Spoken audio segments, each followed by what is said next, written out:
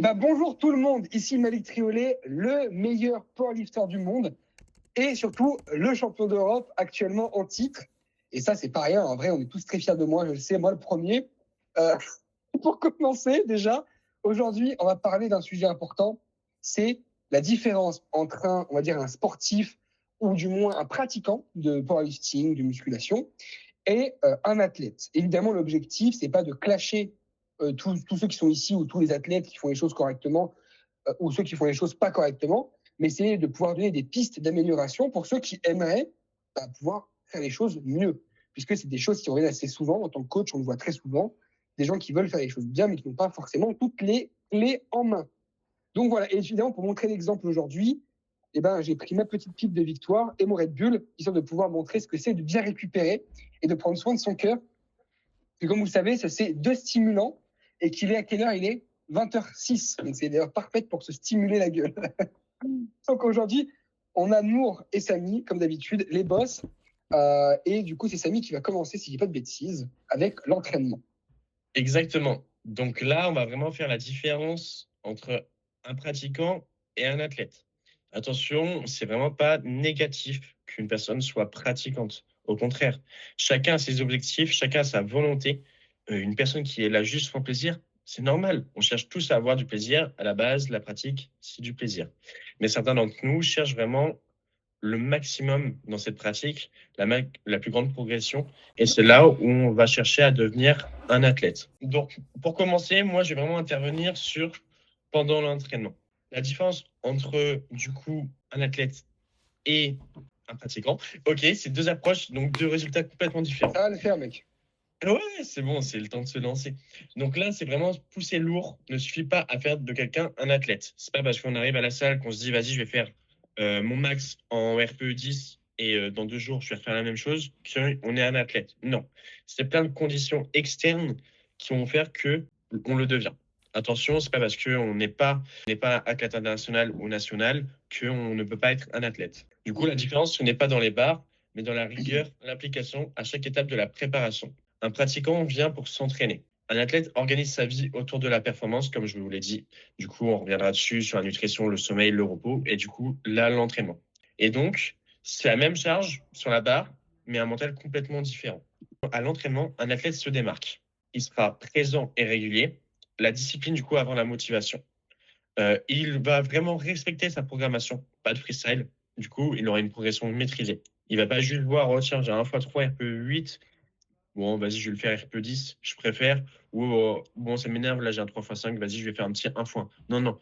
Le but, là, c'est vraiment de respecter sa prog pour aller d'un point A à un point B. Et le chemin, ça sera la progression. Il aura une routine d'échauffement précise, préparée pour performer et du coup répétable. Le but, c'est d'avoir vraiment un échauffement qu'on puisse faire à chaque séance, toujours de la même façon pour se mettre dans une pratique optimale. Il va avoir des feedbacks constants avec son coach, vidéo, technique, sensation. Oui, oui, parce qu'un retour, c'est pas juste j'envoie les vidéos, bonne soirée et à la semaine prochaine. Non, non, le feedback est hyper important. Donnez vos sensations, donnez comment vous êtes senti. Est-ce que vous avez senti quelque chose de différent aujourd'hui? Soyez proactif pour vraiment prendre en main ce côté-là, parce que nous, on n'est pas magiciens, on ne peut pas observer des choses qui sont internes à vous. Donc, je sais pas, un truc tout con. On a mis les heures de sommeil. Ça se trouve, vous avez dormi 6 heures de sommeil, comme à votre habitude, mais là, vous avez super mal dormi. Vous êtes réveillé plein de fois. Si vous ne nous le notez pas ou vous ne nous le dites pas, on ne peut pas le savoir. Mais là, ça va être revu du coup derrière. Je pense que c'est avec Nour, le sommeil. Et du coup, après. Et derrière, on aura aussi vraiment la Exactement. concentration Je te coupe maîtrisée. juste, ouais, exactement. Du coup, j'ai fait un gros focus là-dessus parce que c'est vachement important, plus important que ce qu'on pense. Bref, je te redonne la parole. Bah, c'est un tiers de notre journée, le sommeil. Donc, c'est tout aussi important que que toutes les autres choses. Et du coup, une concentration maîtrisée.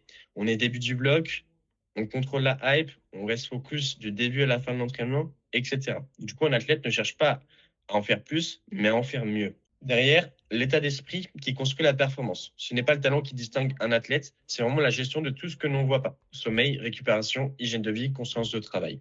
Un pratiquant soulève des barres, un athlète construit sa performance. Être athlète, c'est un choix du quotidien, pas un statut Instagram.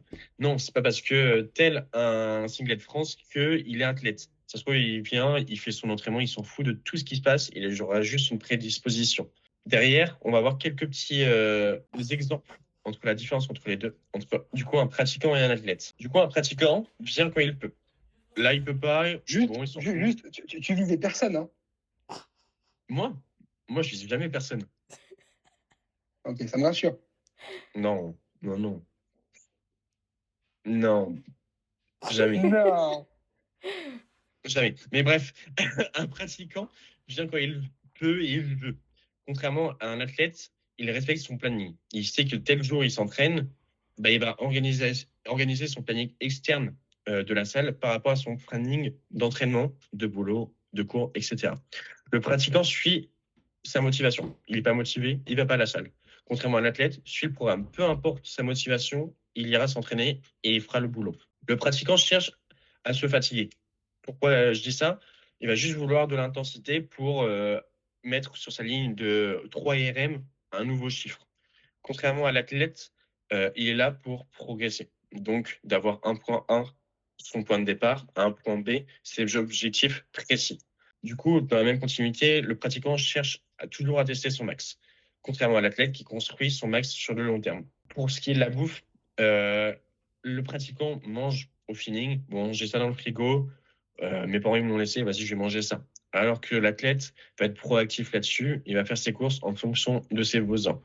Par rapport à la récupération, l'un l'ignore, l'autre la priorise. Et du coup, pour revenir un peu général sur la pratique, le pratiquant voit la salle comme un hobby. Il va à la salle juste pour s'entraîner, prendre du kiff, etc. Contrairement à l'athlète qui voit ça comme un projet. Son projet, c'est vraiment de monter le plus haut possible. Comme s'il essayait d'ouvrir une entreprise, c'est pas juste ah bah tiens, vas-y, je te vends ça. Non, il va tout faire pour pouvoir vendre plus, pour avoir un maximum de résultats. Donc la différence ne se voit pas le jour de la compétition, mais dans tout ce qui se fait avant. Faut pas oublier qu'on a un sport vraiment de génétique. Donc ça se trouve une personne qui sera là en pratiquant progressera plus qu'un athlète. Mais il faut savoir qu'on se bat contre nous-mêmes et devenir athlète, c'est devenir meilleur que nous-mêmes avant. Voilà. Gamberge. Point important avant tout, en fait, je vais souligner le point que Samy l'a dit au départ. Donc le point important, faut juste être conscient des efforts qu'on fait pour sa pratique. Parce que le problème, c'est qu'il y en a beaucoup qui se mentent à eux-mêmes, qui croient être des athlètes alors qu'ils ne sont pas. Et le problème, c'est la dissonance. L'alignement n'est pas là. Donc là, il y a un gros problème. Par exemple, on va prendre un exemple simple. Quelqu'un qui dit qu'il veut être champion de France.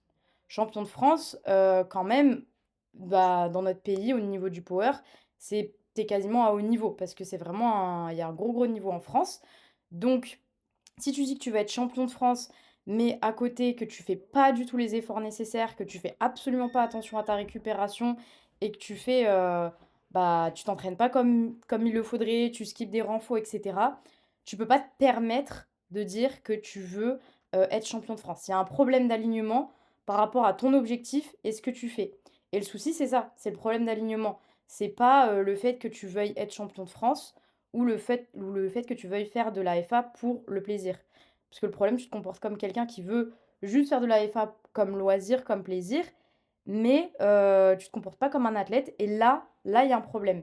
Donc voilà, c'est juste ça qui est problématique, mais il n'y a pas de jugement de valeur. Si tu veux faire de la FA juste comme loisir, il n'y a pas de souci. Voilà, t'es pas obligé de faire attention à ta récupération, mais tu es honnête avec toi-même, tu le fais juste pour le plaisir. Mais si tu veux être athlète à haut niveau et que derrière tu fais pas les efforts nécessaires, bah il y a un problème. Tu te mens à toi-même et faudrait peut-être baisser la barre, quoi. Gamberge aussi. Voilà. Du coup, ce qui différencie un athlète d'un pratiquant, c'est tout ce qu'il fait en dehors de la salle.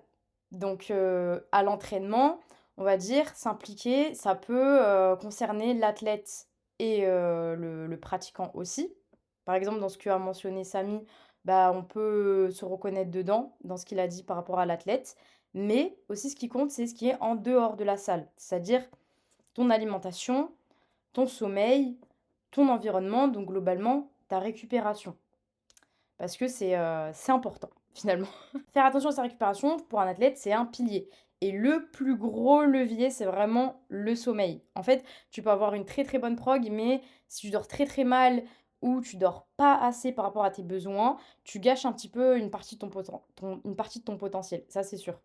Et le sommeil, c'est vraiment le 20% qui fait le 80%. Je sais pas si vous connaissez la loi de Pareto, mais Pareto. Non, mais en fait, j'ai dit Pareto avant que tu dises ah Pareto parce ouais, que je trouve ok, ok, tu as hésité. d'accord. Ok, t'es chaud. Du coup, c'est vraiment un gros levier. Ça paraît pas comme ça, mais c'est ce qui va vous permettre de bien récupérer nerveusement, musculairement. Donc là, je vais rentrer un peu plus dans les détails, mais c'est le plus important. Vraiment, si vous voulez prioriser quelque chose et que vous voulez améliorer votre récupération, commencez par votre sommeil. Vraiment, votre sommeil, c'est numéro un. Donc, comme je disais, bah, ton système nerveux, il se décharge, tu récupères quand tu dors. Tu vois? Ton cerveau, même, tu récupères et musculairement, les synthèses, des protéines, ça se fait pendant le sommeil aussi. La régénération de tes fibres musculaires et aussi, bah, pendant ton sommeil, tu sécrètes de l'hormone de croissance, tout simplement. Et aussi au niveau des tendons et des articulations, c'est vraiment important, surtout, en force, en général, on peut avoir des petites gênes et cetera et si vous dormez super mal de base, juste améliorer votre sommeil, vous verrez, vous aurez moins de douleurs slash gêne au niveau, des articulations. Vraiment, c'est important et aussi niveau mental, bah, ça vous baisse au niveau du stress, vous êtes plus tolérant et aussi, vous avez une meilleure prise de décision. Ça paraît logique, hein, mais si vous êtes, épuisé et fatigué tout le temps, vous allez être moins, lucide et vous allez pouvoir être, et même moins productif, en dehors de la salle. Même au niveau de la concentration, hein, si vous dormez pas suffisamment, vous verrez que vous serez moins concentré dans votre séance, vous arriverez moins à vous mettre dedans et donc du coup, c'est vraiment bénéfique, même au niveau si vous travaillez et cetera à côté, vous verrez que vous vous sentirez beaucoup, beaucoup mieux. Alors, au niveau du sommeil, beaucoup pensent que si je dors 10 heures, 9 heures, c'est bon. C'est obligé, j'ai un bon sommeil. Alors qu'en fait, pas forcément. Des fois, vous pouvez dormir un peu moins et avoir une meilleure qualité de sommeil. Et du coup, je vais rentrer dans les détails sur comment améliorer votre qualité de sommeil et comment vérifier ça. Parce que c'est bien de dormir longtemps, mais si vous dormez mal, finalement, on va prendre un exemple. Si vous dormez 10 heures et que la veille, vous avez mangé, je sais pas, un fast-food ou vous avez fait, je sais pas, quelque chose qui impacte votre sommeil et bah, derrière, le lendemain, vous aurez peut-être récupéré autant que si vous avez dormi 6 heures alors que vous avez dormi 10 heures. Donc c'est assez fou. Ce qui est assez important au niveau du sommeil, c'est d'abord la régularité parce que si, vous respectez pas votre, rythme circadien et qu'un coup vous dormez à 23 heures, vous vous couchez enfin vous dormez à 23 heures, un coup vous dormez à 3 4 heures du matin, le lendemain vous vous endormez à 21 heures, vous allez moins bien récupérer et en fait, vu que votre corps il va pas être habitué à s'endormir à cette heure-là, vous allez créer plus de stress, physiologique en général. Et du coup, le dernier repas. Si vous mangez beaucoup trop lourd, comme je disais par exemple un fast-food, vraiment, je sais pas 30 minutes avant d'aller vous coucher, le problème d'un fast-food, c'est qu'il y a énormément de lipides et les lipides, c'est difficile à digérer. Et donc du coup, vous allez vous coucher, vous allez dormir et pendant votre sommeil, vous allez digérer et du coup là, pareil, vous créez, plus votre corps fabrique plus de stress, physiologique, donc votre sommeil va être moins qualitatif que si, vous avez mangé, 1 heure et demie avant de vous coucher, 2 heures et que vous avez mangé votre repas, habituel quoi. Un repas que vous digérez bien en tout cas. Et bien évidemment, on a, les lumières bleues, les écrans comme vous connaissez tous.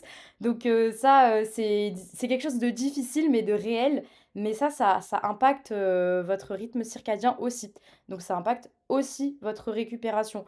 Donc en vrai, ce qui est recommandé, c'est de couper les écrans 1 heure avant d'aller dormir, mais on va dire que c'est un petit peu compliqué pour certains. Donc au moins, mettre le mode peut-être nuit si vous l'avez sur votre téléphone, donc qui réduit un petit peu la luminosité, qui l'adapte, ou soit des lunettes anti-lumière bleue. En vrai, ça coûte pas cher et c'est vachement utile par rapport à ça. La température de la pièce. Je sais pas si vous avez remarqué, mais en général, quand c'est la canicule et que vous n'avez pas de clim, vous dormez moins bien. Personnellement, moi, c'est mon cas. C'est peut-être le cas de certains d'entre vous. Vous me direz dans le chat si c'est le cas ou pas. Mais en général, quand une pièce est trop chaude, ça perturbe votre endormissement et votre sommeil profond. Et donc, du coup, ce qui est recommandé, voilà, Raphaël il confirme, ce qui est recommandé, c'est de dormir dans une pièce entre 18 et 19 degrés. Enfin, en général, l'hiver, chez vous, il va faire entre allez, 15 degrés si vous chauffez pas et 18-19 si vous mettez un petit peu le chauffage. Donc vous dormez déjà beaucoup mieux, en hiver et forcément ça impacte, votre qualité de sommeil aussi. Ensuite, le dernier point, c'est un point aussi important, c'est les besoins individuels. Tout le monde n'a pas besoin de 9 heures ou 10 heures de sommeil pour avoir une très bonne récupération, hein. Peut-être il y en a qui ont besoin de 7h30 et ils sont très, très bien. Ils récupèrent très, très bien avec 7h30 et vous avez besoin juste de 7h30. Et peut-être que d'autres ont besoin de 9 heures, 9h30, 10 heures. Ça dépend de chacun, c'est individuel et ça, faut faire des tests pour comprendre et voir, ce qui vous correspond à vous. Donc écoutez votre corps, enfin écoutez votre sensation. Si, bah, 7 heures, c'est pas suffisant ou si, 8 heures, ça vous suffit et cetera pour mieux vous connaître et aussi adapter à ça pour améliorer aussi votre sommeil. Et bien évidemment, on a des outils pour traquer le sommeil. Donc ça permet de vraiment traquer votre sommeil correctement en général. Donc vous avez, bah, tous les outils comme l'Apple Watch, Samy en a une, le Whoop que j'ai et aussi vous avez la Oura Ring, donc c'est un peu le même principe que le Whoop avec un capteur, sauf que vous avez le capteur dans la bague. En fait, et c'est quelque chose que vous portez, tout le temps et ça, c'est plutôt fiable parce que vous allez le porter et ça va, prendre en compte votre sommeil et vous allez avoir une petite application où vous allez justement voir les différentes phases de votre sommeil et ça va estimer votre récupération et grâce à ça aussi, ça va être plus simple de savoir vos besoins en sommeil et les comportements qui impactent votre récupération. Par exemple, si vous avez fait, un comportement en particulier la veille, je reviens sur les fast-food parce qu'en vrai, je trouve que ça impacte beaucoup. Si vous avez mangé un fast-food et que vous remarquez qu'en général, quand vous faites ça, votre récupération elle est divisée par 2, alors que tous les autres comportements sont comme d'habitude, c'est peut-être ça qui impacte votre récupération.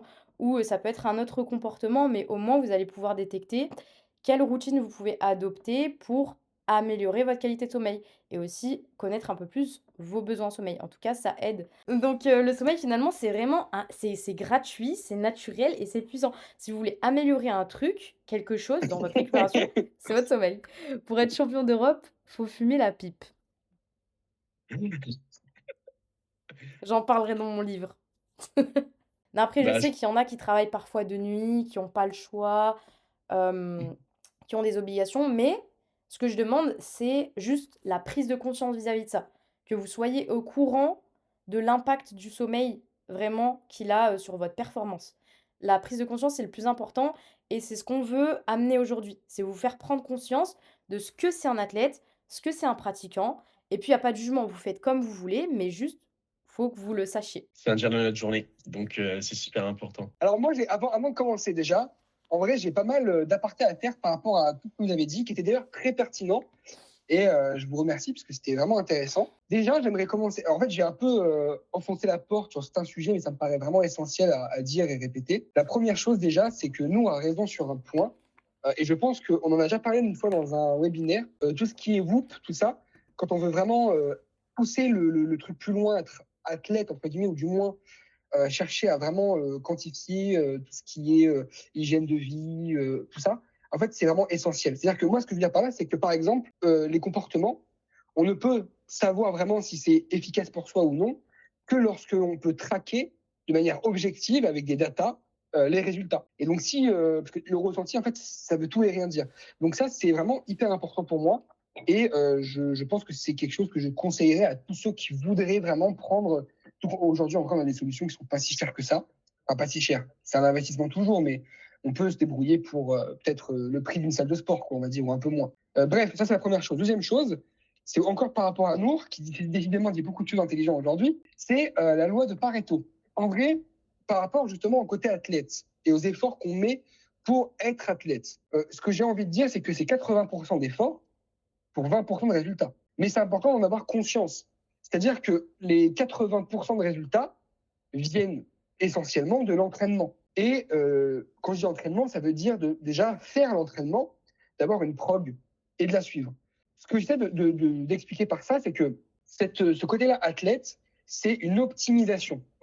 Améliorer son hygiène de vie, son sommeil, tout ça, c'est une optimisation. Pour moi, c'est un booster de résultats. Et je pense qu'on sera tous d'accord là-dessus, c'est un booster de résultats. Mais si de base, l'entraînement, ça va pas, ou que de base même, et je vais être un peu dur, mais de base, on n'est pas fait pour être bon, et ben en fait, c'est pas en étant athlète qu'on va devenir bon par magie. Voilà. Ça, par contre, ça peut te rendre meilleur, si t'es pas, on va dire, excellent, que t'es moyen et que tu fais ça, tu seras toujours meilleur, ça c'est une certitude.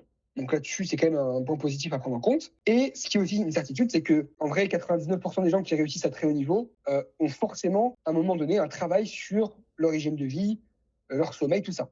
Hein. Samy a des contre-exemples, je vois pas de qui il parle. Moi, en tout cas, c'est pas mon cas. Bon, ceci étant dit, on peut commencer du coup mon sujet qui sera sur tout ce qui est récupération active, conditions physiques. Commençons. Donc, alors, juste, je précise, je suis champion d'Europe de powerlifting, Et pas donc, champion d'Europe, mais pas de canevas. C'est-à-dire que, écoutez, je tiens à le préciser, mais je suis rentré très tard. Voilà. Donc, faut pas m'en vouloir sur mon canevas, qui est pas très beau, qui est, voilà. Précise pas, c'est parfait, bébé. Merci, punaise, mais tu vois, heureusement qu'il y a un gars comme ça voilà, heureusement qu'il y a un gars comme ça dans l'équipe. Bref. Bon. Du coup, on va commencer par l'hygiène de vie. Pour moi, l'hygiène de vie, c'est la base numéro 1. Et en vrai de vrai, hors blague, parce que là, on rigole avec la pipe, tout ça. En vrai de vrai, c'est quelque chose qui a été très longtemps sous-estimé en powerlifting. Je vois Samy qui mord de rire. Samy, arrête de rire comme ça. Donc, je disais, c'est quelque chose qui a été très longtemps sous-estimé, mais qui aujourd'hui, et c'est reconnu, est très, très important puisque tout le monde en parle. Moi, quand j'ai commencé dans le powerlifting, même The Panache, il dormait pas de la nuit, il mangeait des McFlurry en pré-workout et l'hygiène de vie était zéro. Aujourd'hui, même lui, il fait attention à ça. Et Liam qui parle d'hygiène de vie également, on sait que c'est important. Et surtout, il faut une vie saine et des bases saines, parce que l'hygiène de vie, c'est pas que, on le verra juste après, c'est pas que le côté, je dirais, prendre soin de sa santé, sommeil, tout ça, mais c'est aussi avoir, en fait, une routine, avoir des bases solides dans la vie pour pouvoir résister aux intempéries, aux tempêtes, parce que nous tous ici, et Samy, Nour, moi, et même quand on n'est pas athlète, qu'on est juste pratiquant, on a des imprévus, on a des moments difficiles. Et quand on n'a absolument aucun repère qui est placé, quand on n'a rien qui peut soutenir comme une routine ou autre, en fait, c'est impossible de suivre tout court le fil du truc et de réussir à rester concentré. Et d'ailleurs, je mets un truc avec un mec qui se lave les mains, parce que c'est l'hygiène. On va commencer par le cardio. Le cardio est très sous-coté, aujourd'hui un peu moins, mais à une époque, on disait powerlifter avec un cardio, c'est pas un powerlifter. Donc ça a vraiment beaucoup changé là-dessus, mais ça sert dans plusieurs cas. On a ici les zones d'entraînement, je me suis permis de le mettre, pourquoi ? Parce que ceux qui ont une montre connectée, ceux qui ont une bague connectée ou un Whoop, ils peuvent suivre. Et vu qu'on va classifier, entre guillemets, un peu les différents types de cardio et à quoi ça peut servir, pareil pour les steps, je préfère qu'on ait aussi des ordres de grandeur avec les zones, ce qui peut du coup être vachement intéressant. Et ça, c'est encore un autre avantage pour ceux qui veulent devenir athlètes, d'avoir un truc pour suivre.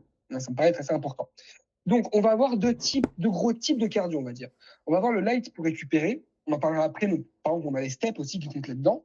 Et on a l'entraînement pour améliorer sa condition physique. Alors, je m'explique. Donc, l'entraînement pour améliorer sa condition physique, ça va avoir beaucoup d'intérêt, notamment dans le fait que c'est aussi un boost pour récupérer. Un cœur qui fonctionne mieux, ça veut dire déjà un sommeil qui fonctionne mieux. Moi, par exemple, à chaque fois que j'ai travaillé mon cardio à l'entraînement, pendant des périodes de manière un peu plus intense, on va dire, mon Whoop m'a toujours détecté une récupération meilleure et je récupérais plus vite de mes séances et donc je pouvais faire plus de volume et qui disait plus de volume disait plus de progression. Donc ça, c'est la première chose. Et ça, c'est hyper important. Les gens le sous-estiment beaucoup trop, mais vraiment avoir un meilleur cardio en powerlifting, c'est avant tout mieux dormir, mieux récupérer et donc pouvoir plus s'entraîner.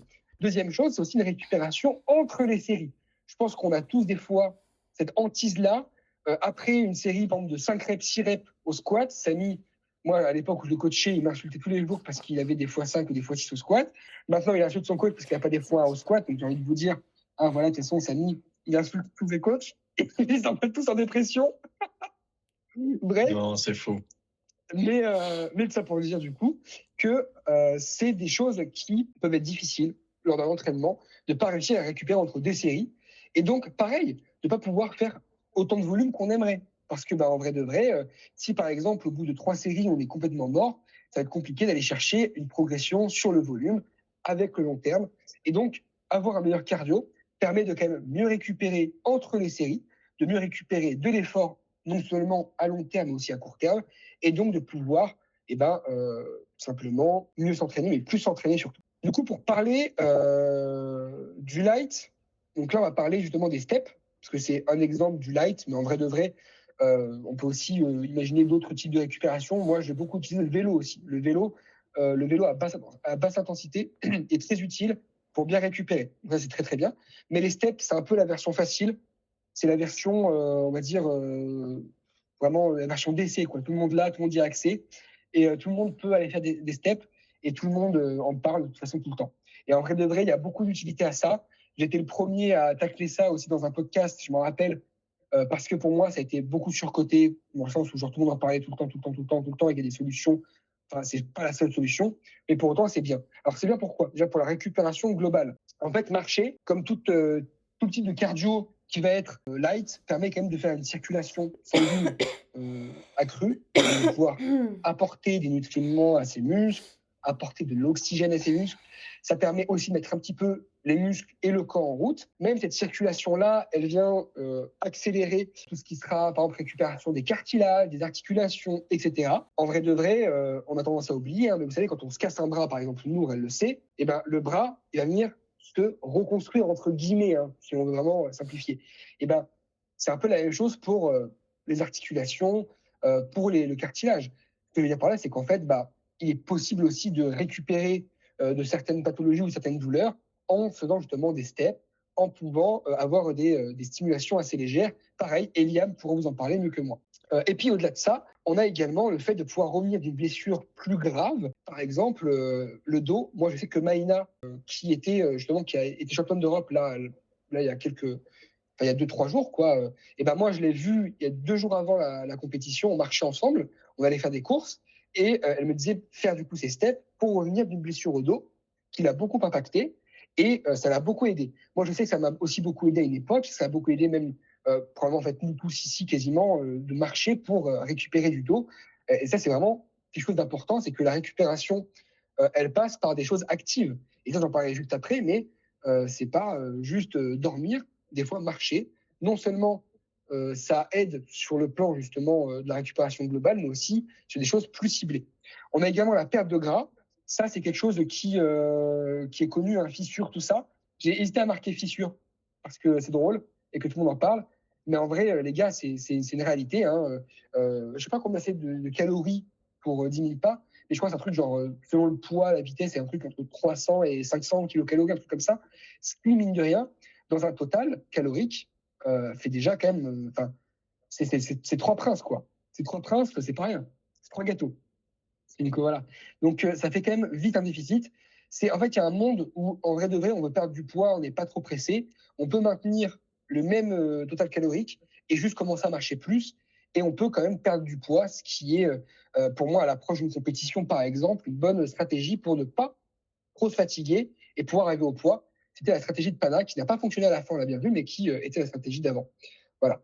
Et dernière chose, le reset mental, on n'en parle jamais. Alors ça, pour le coup, je suis un peu désolé, on n'en parle jamais. Les gens, entre 400 et 500 kilocalories, tu vois, voilà.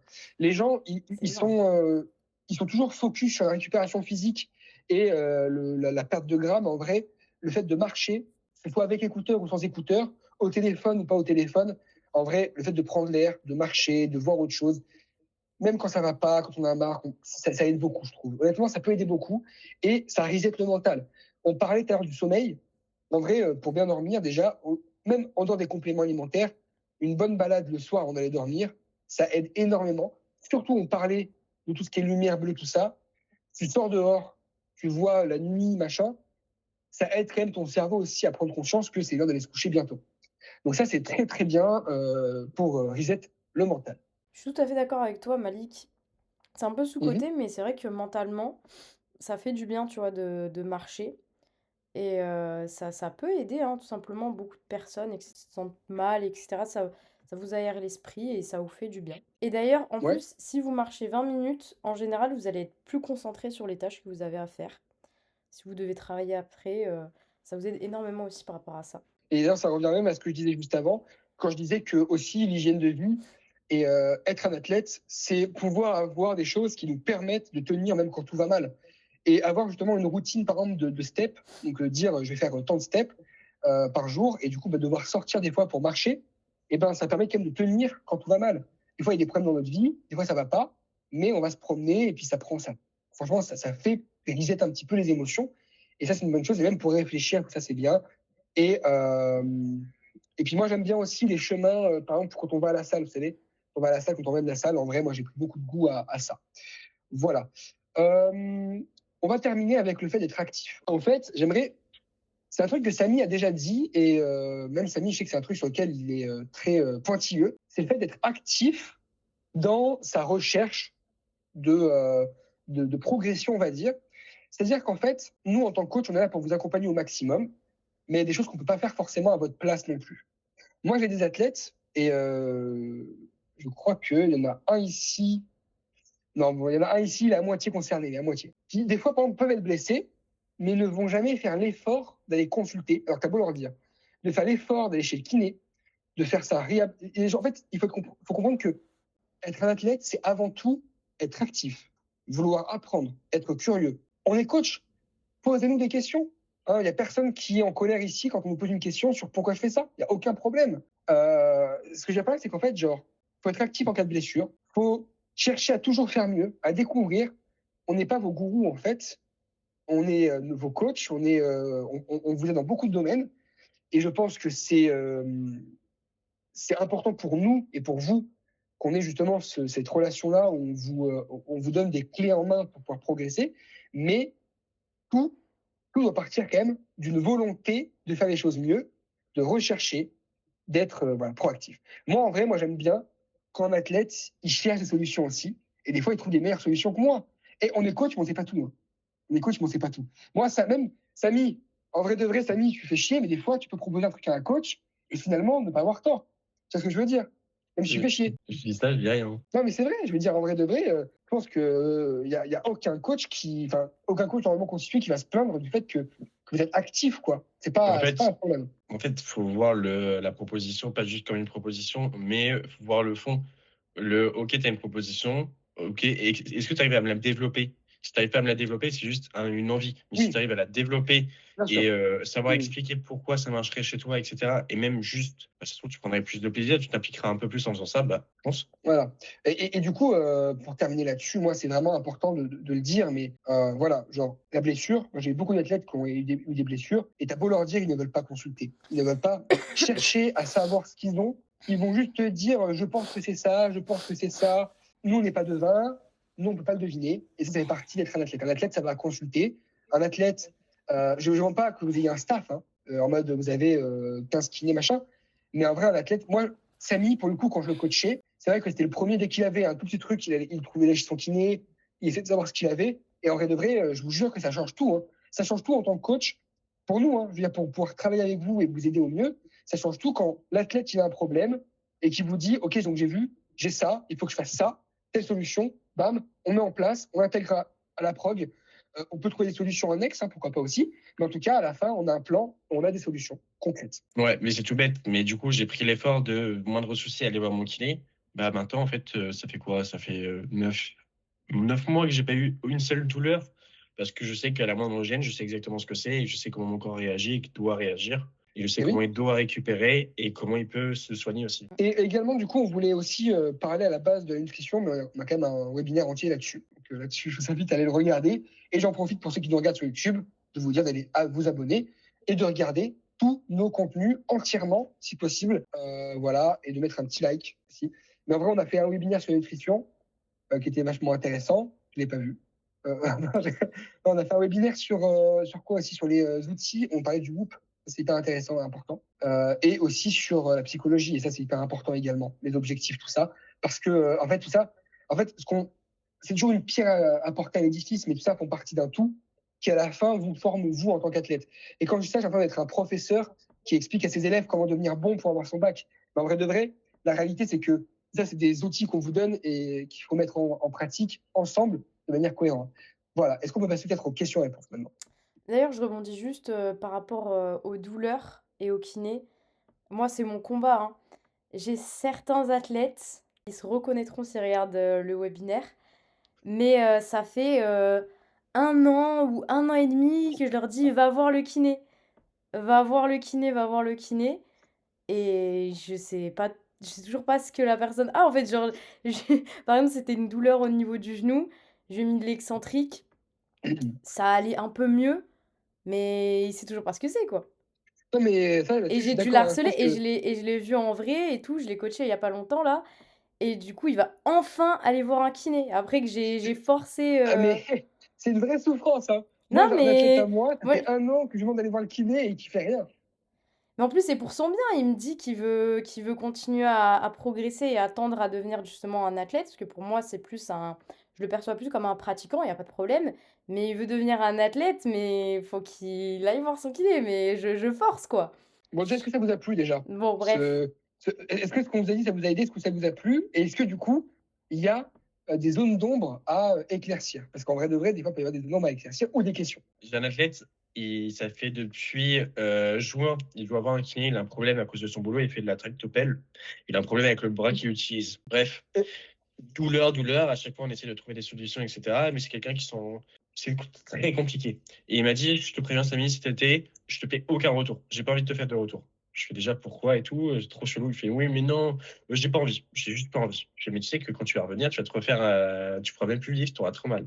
Boum, il est revenu en septembre, il m'a envoyé les vidéos, il fait, bah, Samy, en fait, j'ai un problème, je peux plus rien faire, je peux même plus plier mon bras.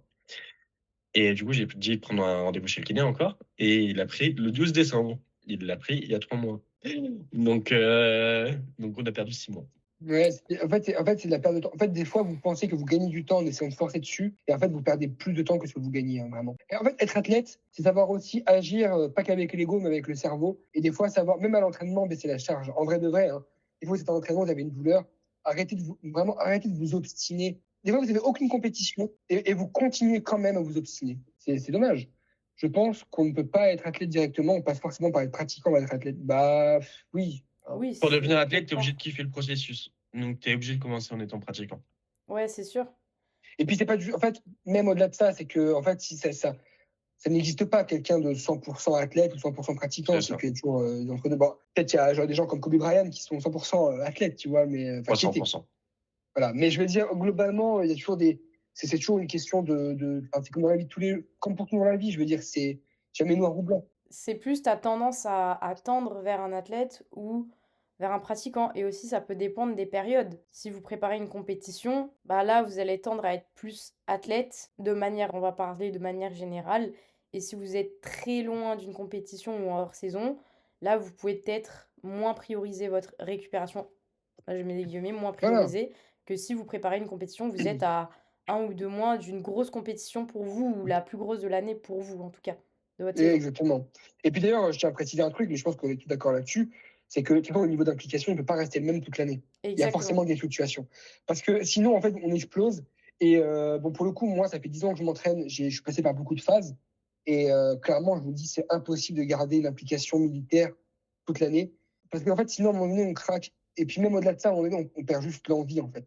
On perd juste l'envie et le plaisir. Il y a forcément des fluctuations. Et d'ailleurs, c'est là aussi que je précise un truc. Et pour le coup, mon cas, même si on rigole depuis tout à l'heure, mon cas, il est quand même assez marquant. C'est que on ne perd pas des années de pratique intense et rigoureuse avec quelques mois ou quelques semaines de difficiles. Moi, par exemple, je me suis entraîné. En vrai, tu vois, là, bon, ces derniers mois, j'ai pas été hyper sérieux. Mais pourquoi j'étais quand même fort aux Europes et pourquoi j'ai quand même gagné? Parce que même si j'ai pas été sérieux pendant 6 mois, j'ai fait 9 ans sérieux où j'ai rien raté. Donc en fait, tu peux pas enlever 9 ans sérieux avec 6 mois pas sérieux. C'est impossible. Et en gros, l'idée, c'est de vous dire qu'il ne faut pas non plus culpabiliser d'avoir des périodes de repos, des périodes calmes. C'est normal et c'est heureusement. Le plus important, c'est que sur la globalité, vous soyez toujours sérieux et que vous fassiez surtout de votre mieux. C'est le plus important, faire de son mieux. C'est ça. Et en fait, vous pouvez pas être tout le temps à 100%. C'est pas possible. Vous allez saturer, vous allez péter un câble et vous allez arrêter le power. C'est tout ce qui va se passer. Donc, du coup, il faut cycler ça et il faut mettre la priorité à certains moments sur le power. Si vous préparez une compétition, vous êtes à 1 mois de la compétition. Là, vous allez plutôt prioriser le power dans le sens où vous allez faire plutôt attention, entre guillemets, dans une certaine mesure à votre récupération pour être plus fort.